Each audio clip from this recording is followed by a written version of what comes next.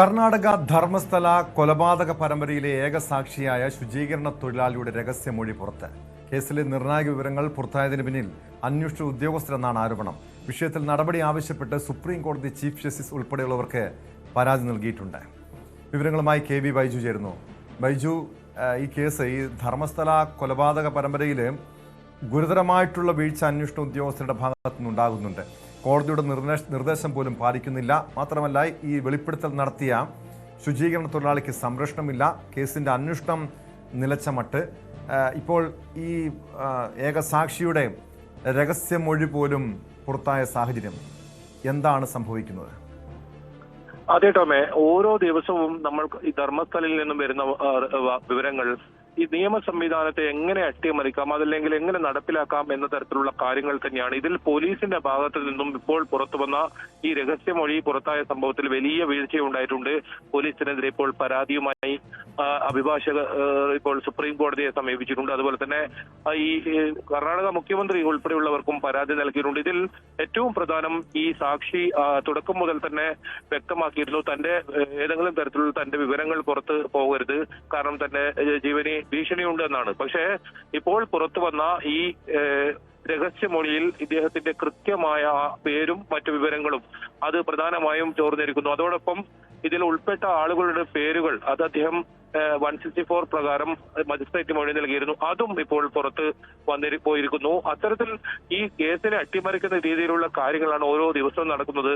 Tom തുടക്കത്തിൽ സൂചിപ്പിച്ചതുപോലെ തന്നെ ഈ ശുചീകരണ തൊഴിലാളിക്ക് ഇത്തരത്തിലുള്ള സുരക്ഷ നൽകണമെന്ന് കോടതി നിർദ്ദേശമുണ്ട്. ഇതുവരെ നടപ്പിലായിട്ടില്ല.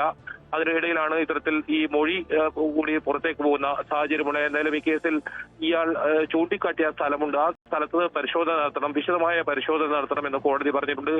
ആ നടപടികളിലേക്ക് പോലീസ് ഇപ്പോൾ ഇതുവരെയായും കടന്നിട്ടില്ല. എന്തായാലും ആക്ഷൻ കമ്മിറ്റി വലിയ പ്രതിഷേധത്തിലാണ്. അതോടൊപ്പം അഭിഭാഷകരും കൂടുതൽ നിയമ നടപടികളിലേക്ക് ഇവർ പോകുന്നുണ്ട്.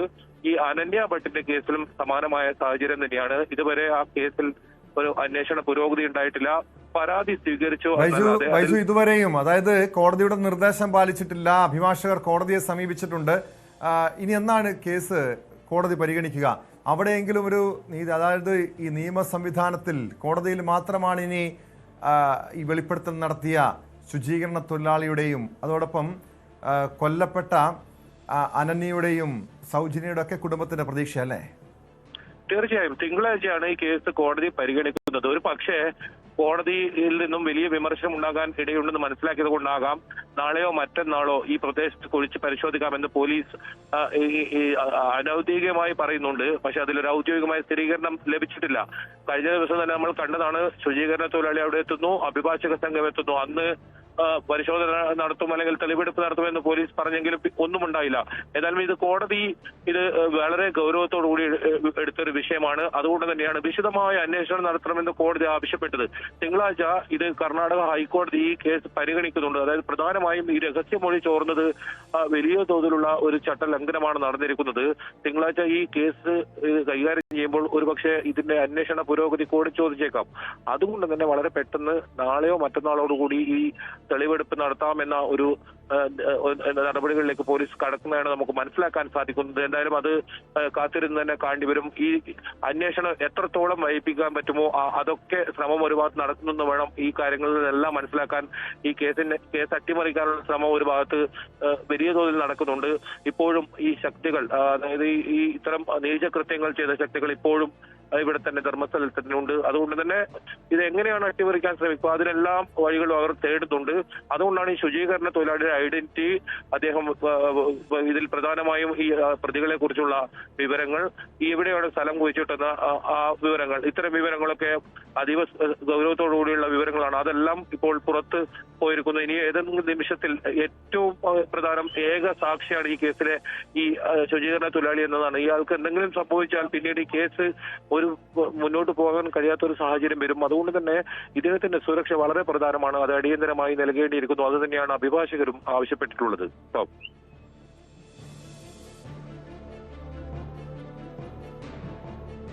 ബൈജു, നിലവിൽ ഈ വെളിപ്പെടുത്തൽ നടത്തിയ ശുചീകരണ തൊഴിലാളിക്ക് സുരക്ഷ ഒരുക്കാൻ പോലും പോലീസ് തയ്യാറായിട്ടില്ല. കോടതിയുടെ നിർദ്ദേശം ഉണ്ടായിട്ട് പോലും അദ്ദേഹം ഇപ്പോൾ ആരുടെ സംരക്ഷണയിലാണ്? കാരണം ഇതുപോലെ ഒരു വലിയ സ്വാധീനമുള്ള പോലീസ് കേസ് പോലും അട്ടിമറിക്കുവാൻ സ്വാധീനമുള്ള ഒരു വ്യക്തിക്കെതിരെയാണ്, ചില ഉന്നതർക്കെതിരെയാണ് ഇദ്ദേഹം വെളിപ്പെടുത്തൽ നടത്തിയത്. ഒരു സുരക്ഷിതമായ സ്ഥലത്താണ് ഇദ്ദേഹം ഉള്ളത്. ടോമേ, നമുക്ക് മനസ്സിലാക്കാൻ സാധിക്കുന്നത് നിലവിൽ ഇദ്ദേഹം സുരക്ഷിതമായ ഒരു സ്ഥലത്ത് തന്നെയാണ് ഉള്ളത്. പ്രത്യേകിച്ച് ഈ ആക്ഷൻ കമ്മിറ്റിയും അതുപോലെ തന്നെ അഭിഭാഷകരുടെയും സംരക്ഷണയിലാണ് ഇദ്ദേഹം കഴിയുന്നത്. പക്ഷെ അതിന് എത്ര നാൾ ഇത്തരത്തിൽ കൊണ്ടുപോകാൻ കഴിയുമെന്ന ഒരു ആശങ്ക ഇവർ പങ്കുവെക്കുന്നുണ്ട്. പ്രധാനമായി ഈ എത്രയും പെട്ടെന്ന് ഈ സ്ഥലം, ഇദ്ദേഹം ചൂണ്ടിക്കാട്ടിയ സ്ഥലം, ഇതിൽ എത്രത്തോളം സത്യമുണ്ട് അതെങ്കിലും ജനങ്ങൾ അറിയണ്ടെന്നാണ് ആക്ഷൻ കമ്മിറ്റി ചോദിക്കുന്നത്. അതുകൊണ്ട് തന്നെ ഈ സ്ഥലം കുറിച്ച് പരിശോധന നടത്തുകയും അവിടെ നിന്ന് ലഭിക്കുന്ന തെളിവുകൾ അത് DNA ഉൾപ്പെടെയുള്ള പരിശോധനയ്ക്കായി അയക്കുകയും ചെയ്യണമെന്ന ഒരു ആവശ്യമാണ് ഇവർ ഉന്നയിക്കുന്നത്. പ്രത്യേകിച്ച് നേരത്തെ സൂചിപ്പിച്ചതുപോലെ തന്നെ അനന്യ ഭട്ടിന്റെ തിരോധാനം, അത് സംബന്ധിച്ച് ഈ ശുചീകരണ തൊഴിലാളി തന്നെ വളരെ ഗൗരവമായ ചില വെളിപ്പെടുത്തലുകൾ ഉണ്ടായിട്ടുണ്ടെന്നാണ് നമുക്ക് മനസ്സിലാക്കാൻ സാധിക്കുന്നത്. ഇവരുമായി അത്തരം മൃതദേഹങ്ങളൊക്കെ ലഭിക്കുകയാണെങ്കിൽ അവർ ആ അമ്മ ആവശ്യപ്പെട്ടത് ഒരു അസ്ഥിയെങ്കിലും എടുത്തു തരുമെന്നാണ് പോലീസിനോട് അത്രത്തോളം ഈ വർഷങ്ങൾ കഴിഞ്ഞിരിക്കുന്നു. 23 വർഷം കഴിഞ്ഞിരിക്കുന്നു മകൾ നഷ്ടപ്പെട്ടിട്ട്. ഒരു അസ്ഥിയെങ്കിലും എടുത്തു തരൂ, തന്റെ അന്ത്യകർമ്മം, മകളുടെ അന്ത്യകർമ്മം ചെയ്യണമെന്നാണ് പറഞ്ഞത്. അതിൽ വളരെ നിർണായകമായ വിവരങ്ങൾ ശുചീകരണ തൊഴിലാളിയുടെ പക്കൽ ഉണ്ടെന്ന് തന്നെയാണ് നമ്മൾ മനസ്സിലാക്കുന്നത്. അങ്ങനെയെങ്കിൽ ഈ കുഴിയെടുത്തുള്ള പരിശോധനയിൽ അത്തരം ഞെട്ടിപ്പിക്കുന്ന വിവരങ്ങളൊക്കെ പുറത്തു വരും. ഒരു പക്ഷേ ഈ കേസിന്റെ ഗതി തന്നെ മാറിയേക്കാം. അതുകൊണ്ടായിരിക്കാം ഇത് വൈകിപ്പിക്കുന്ന ഒരു ആക്ഷേപവും കൂടി നിലനിൽക്കുന്നുണ്ട്. എന്തായാലും ഇപ്പോൾ ഇദ്ദേഹത്തിന് സുരക്ഷ അടിയന്തരമായി നൽകേണ്ടിയിരിക്കുന്നു. നേരത്തെ ഈ ആക്ഷൻ കമ്മിറ്റി അറിയിച്ച കാര്യം, പോലീസ് നടപടി സ്വീകരിച്ചില്ലെങ്കിൽ, ഈ മണ്ണ് നീക്കം ചെയ്ത് പരിശോധന നടത്തിയില്ലെങ്കിൽ സ്വമേധയാ അത്തരം പരിശോധനയിലേക്ക് കടക്കുമെന്ന് ആക്ഷൻ കമ്മിറ്റി നേരത്തെ അറിയിച്ചിട്ടുണ്ടായിരുന്നല്ലോ. വലിയ പ്രതിഷേധവും അവിടെ ഉയരുന്നുണ്ട് ഇപ്പോഴും. അതായത് ഇനി തിങ്കളാഴ്ച ഈ കേസ് പരിഗണിക്കുന്നതിന് മുൻപ് പോലീസിന്റെ ഭാഗത്തു നിന്ന് നടപടി ഉണ്ടായില്ലെങ്കിൽ ആക്ഷൻ കമ്മിറ്റിയുടെ തീരുമാനം എന്താണ്? തീർച്ചയായും അത്തരം ഒരു നടപടികളിലേക്കായിരുന്നു ആക്ഷൻ കമ്മിറ്റി ആലോചിച്ചത്. പക്ഷേ ഇപ്പോൾ ദക്ഷിണ കന്നഡ ജില്ലാ SP ഡോക്ടർ K അരുൺ, അദ്ദേഹത്തിൽ കൃത്യമായ വിശ്വാസമുണ്ട്. ഈ കേസ് അദ്ദേഹം തെളിയിക്കും, അതിൽ ഏതെങ്കിലും തരത്തിൽ അട്ടിമറി നടത്തില്ല എന്ന അദ്ദേഹത്തിന് ഒരു വിശ്വാസം ഈ ആക്ഷൻ കമ്മിറ്റിക്കുണ്ട്, അഭിഭാഷക സംഘത്തിനുമുണ്ട്. അതുകൊണ്ട് തന്നെയാണ് ഇവർ അത്തരത്തിലുള്ള കാര്യങ്ങളിലേക്ക് ഇപ്പോൾ കടക്കാതെ പോലീസിന്റെ നടപടികൾ അത് വരട്ടെ എന്ന ഒരു ആലോചനയിലുള്ളത്. എന്തായാലും വരും ദിവസങ്ങളിലും ഇതേ രീതിയിൽ തന്നെ തുടരുകയാണെങ്കിൽ ഒരുപക്ഷെ അത്തരം കാര്യങ്ങളിലേക്ക് അവർ കടന്നേക്കാം. കാരണം നേരത്തെ തന്നെ ഒരു മൃതദേഹ വിശിഷ്ടം, ഒരു തലയോട്ടി അവിടെ നിന്ന് കുഴിച്ചെടുക്കുന്ന സാഹചര്യം ഉണ്ടായിരുന്നു. മണ്ണിൽ നിന്നും എത്ര തലയോട്ടികൾ ലഭിക്കുന്നു, അതല്ലെങ്കിൽ എത്ര മൃതദേഹ അവശിഷ്ടങ്ങൾ ലഭിക്കുന്നു എന്നതെല്ലാം വളരെ ഗൗരവമുള്ള കാര്യം തന്നെയാണ്. അത് പോലീസ് ആ രീതിയിൽ ഇന്നോ നാളെയോ, അതായത് കോടതിയിൽ എന്തായാലും വൈകാതെ തന്നെ വീണ്ടും ഈ കേസ് വരും. അത് പോലീസിനെതിരെ വലിയ വിമർശനം ഉണ്ടാകും. കാരണം പോലീസ് ഇതിൽ ഒരു നടപടിയും സ്വീകരിച്ചില്ല. മാത്രമല്ല നേരത്തെ പറഞ്ഞതുപോലെ വലിയ കോടതി ലക്ഷ്യം കാട്ടിയിരിക്കുന്നു. ഈ സാക്ഷിക്ക് എന്തെങ്കിലും സംഭവിച്ചാൽ അത് ധർമ്മസ്ഥല പോലീസായിരിക്കും അതിന് ഉത്തരവാദി എന്ന് പോലും ഇവർ ഇപ്പോൾ നൽകിയ പരാതിയിൽ പറയുന്നുണ്ട്. അത്തരത്തിൽ വളരെ ഗൗരവ സ്വഭാവമുള്ളതാണ് ഈ പരാതി. ഒരിക്കലും സംഭവിക്കാൻ പാടില്ലാത്തതാണ്. ഒരു കേസിൽ 164 പ്രകാരം മജിസ്ട്രേറ്റിന് ഇത്തരത്തിൽ മൊഴി കൊടുക്കുന്നത് തന്നെ അതീവ രഹസ്യമായാണ്. അന്ന് ഇദ്ദേഹത്തെ അവിടെ കൊണ്ടുവന്നതൊക്കെ ആ രീതിയിലായിരുന്നു. ഏതെങ്കിലും തരത്തിൽ ഇയാളെ തിരിച്ചറിയാൻ കഴിയാതെ അത്തരത്തിൽ അപകടമുണ്ടാകാത്ത രീതിയിൽ, ജീവന് ഭീഷണി ഉണ്ടാകാത്ത രീതിയിൽ അങ്ങനെയായിരുന്നു കൊണ്ടുവന്നത്. പക്ഷേ അതെല്ലാം വെറുതെ ആയിരിക്കുന്നു. കാരണം അദ്ദേഹത്തിനെ കുറിച്ചുള്ള മുഴുവൻ വിവരങ്ങളും ഇപ്പോൾ പുറത്ത് വന്നിരിക്കുന്നു. അത് പല യൂട്യൂബ് ചാനലുകളും ഉൾപ്പെടെ പ്രക്ഷേപണം ചെയ്ത് 11 മണിക്കൂറോളം ആണ് ഈ ചാനലുകളിലൊക്കെ ഈ വീഡിയോ അങ്ങനെ കിടന്നത്. അത് ലക്ഷക്കണക്കിന് ആളുകൾ അത് കാണുന്ന സാഹചര്യം ഉണ്ടായി. അതിൽ ആളുകളൊക്കെ വ്യക്തമായ വിവരം ഈ ആൾക്കാർക്ക് മനസ്സിലാവുന്ന രീതിയിൽ ഇദ്ദേഹത്തെ കുടുംബത്തെ കുറിച്ചൊക്കെ വന്നു കഴിഞ്ഞു. അതുകൊണ്ട് തന്നെ ഇദ്ദേഹം വലിയ ആശങ്ക പ്രകടിപ്പിക്കുന്നുണ്ട്. അത് അഭിഭാഷകരും അത് തന്നെയാണ് പ്രകടിപ്പിക്കുന്നത്. കാരണം ഇദ്ദേഹത്തിന്റെ ജീവന് അപകടമാവാൻ സാധ്യതയുണ്ട്. ഏതായാലും വളരെ പെട്ടെന്ന് തന്നെ ഈ നടപടി, അതായത് ഇവിടെ മണ്ണ് കുഴിച്ചുള്ള പരിശോധന, അവിടെയുള്ള ആ മണ്ണിനടിയിൽ മൂടപ്പെട്ട രഹസ്യങ്ങൾ അതൊക്കെ പുറത്തെടുക്കുക, ഫോറൻസിക് ഉൾപ്പെടെയുള്ള പരിശോധന നടത്തുക, DNA ടെസ്റ്റ് നടത്തുക. കാരണം പരാതിക്കാരായി ഇപ്പോൾ അനന്യ ഭട്ടിന്റെ അമ്മ സുജാത ഭട്ട് ധർമ്മസ്ഥലയിൽ പരാതി നൽകിയിട്ടുണ്ട്. അങ്ങനെ ഉണ്ടെങ്കിൽ അവരുടെ മകളുടെ ആ മൃതദേഹം അവിടെ ഉണ്ടെങ്കിൽ അത് കണ്ടെത്തി തരണമെന്നാണ് അവർ ആവശ്യപ്പെട്ടിട്ടുള്ളത്. അവരും ആ കാര്യം പറഞ്ഞുകൊണ്ട് അവിടെ തെരച്ചിൽ നടത്തണം. തന്റെ മകൾ അവിടെ ഇത്തരത്തിൽ കൊലപാതകം ചെയ്ത് അവിടെ കുഴിച്ചിട്ട ഉണ്ടാകാം എന്ന്.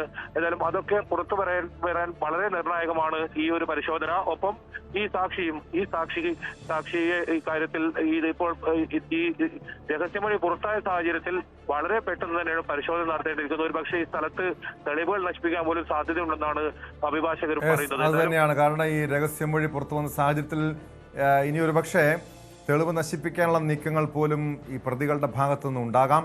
കഴിഞ്ഞ 3 പതിറ്റാണ്ടിനിടെ 400-ലധികം ഏകദേശം 450ഓളം ആളുകളുടെ തിരോധാനം, അതിൽ 100ഓളം പെൺകുട്ടികളടക്കം 100ഓളം പേരെ ബലാത്സംഗം ചെയ്ത് കൊന്ന് കുഴിച്ചുമൂടി എന്ന വെളിപ്പെടുത്തൽ വരുന്നു. പക്ഷേ പോലീസിൻ്റെ ഭാഗത്തുനിന്ന് ഇപ്പോഴും യാതൊരു നടപടിയും സ്വീകരിക്കുന്നില്ല.